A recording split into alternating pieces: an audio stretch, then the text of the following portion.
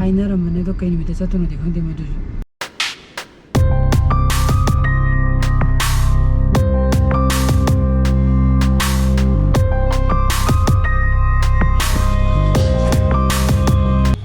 Bye bye.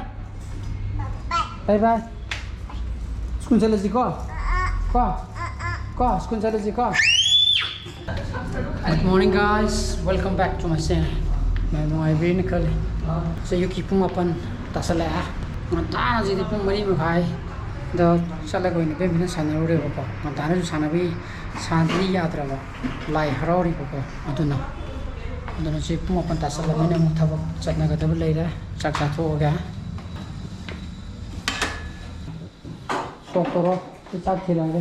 बनी चक हो जी. मुंह तागरे. थबो क्या नहीं पानी में सी. मुझे करो क्या नहीं मुझे ना.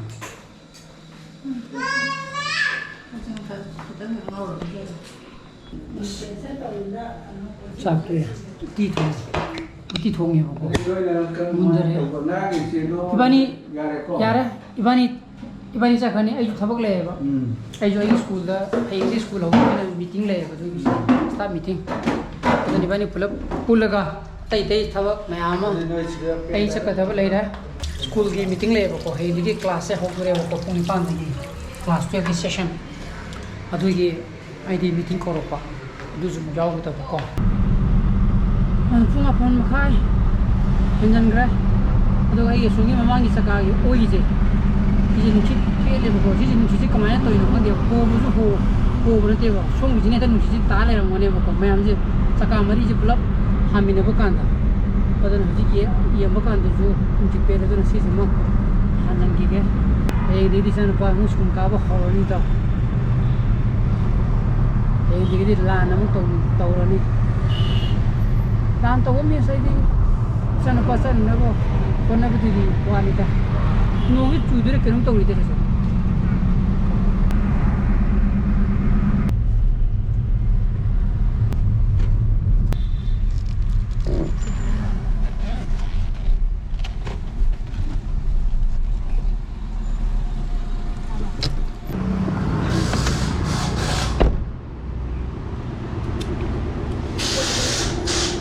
누신다 항이나 근데 지금 또 비요 송장 빼래기지 मरी बोम तो चेक तो भी हो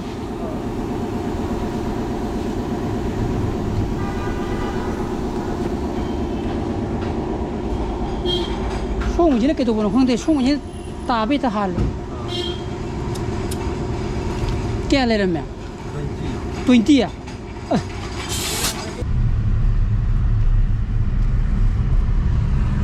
20 जाओ ले रहे हैं भाई वाने का बस ये चक्का 33, 34 hanba mana ko ati di ka syam taram de bai khang ne ko moi mana muchi kapsan bakanda yam kuin san kapsan de ko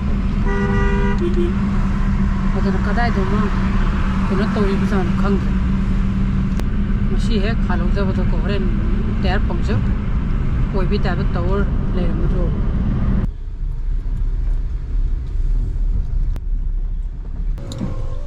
근데 여러 미팅에 풍트라마 토이되게 하고다네 안통 바로고 뭐 또고다 모듈러가 이제 SBI기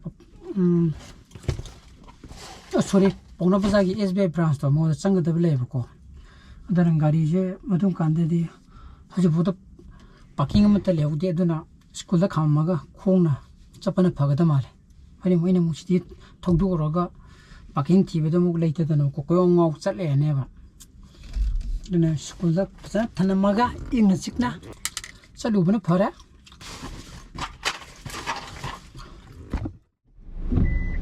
slow re pongani minute tranga sala bieng ta ju chalu re ko gaine set thaname ba parking am ta leudi ko denu kana churi adone yum da halaro ani pe pasa direction ro ke do ko magi thaba loi re ha kan doina haidarage 이제 아니 막 있다래.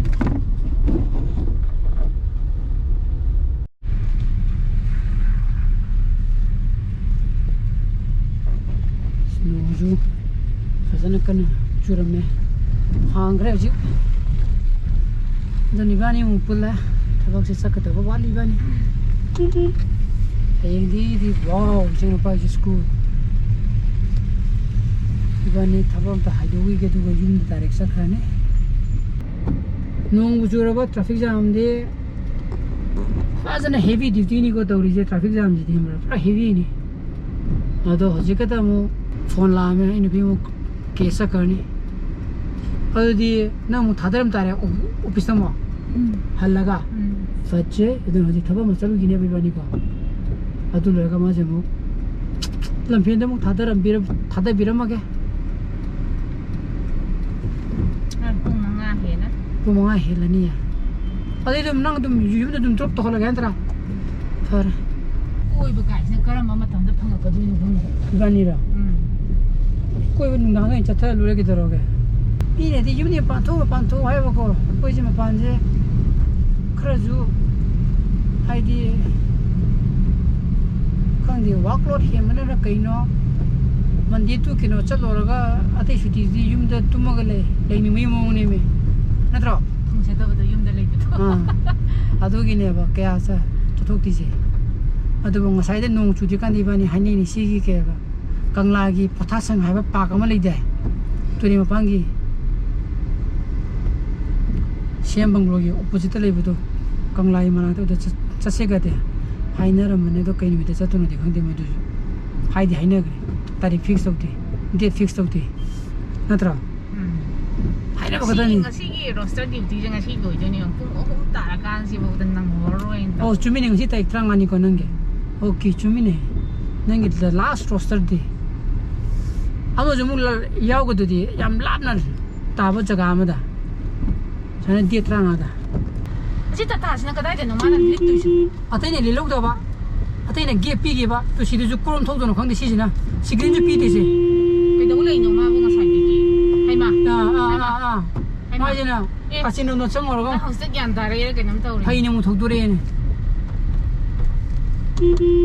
oi rom da mu thok je la yet mang tung mang maning mang oi yet yeng de adi ko kai thoba kan da ai chumi bini do na ko thok ya pote yum da sa ne yo re sa ko manga ma khai mu ta re bo ko ado ne ai je ho je ka tu jeng a chen pa gi ai ngi school ka ba ho me ma dress ju sti ka ba ma ngai tham de ko do sti ta ko gi ga mai je mu khadi mu haye mu bera ka ne ko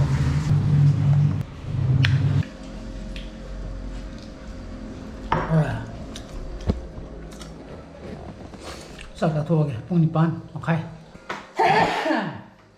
ha re na ton da ni pam khai ta sang le ba ko so si di pa no why he sa yu ma ta be ni sa na mu cha do ni na adi mane adi ji mo hala ga mo thabak chale do ko thabak ju pa khol di chala ren du mo ta la mo ho tu ja na he lo ra ba nan na ge ho ma sai men do na sai ming tha ko tu mo check to bo lo ra ba hi tan ti bo no khon do chak tu ga por pai yeng chalo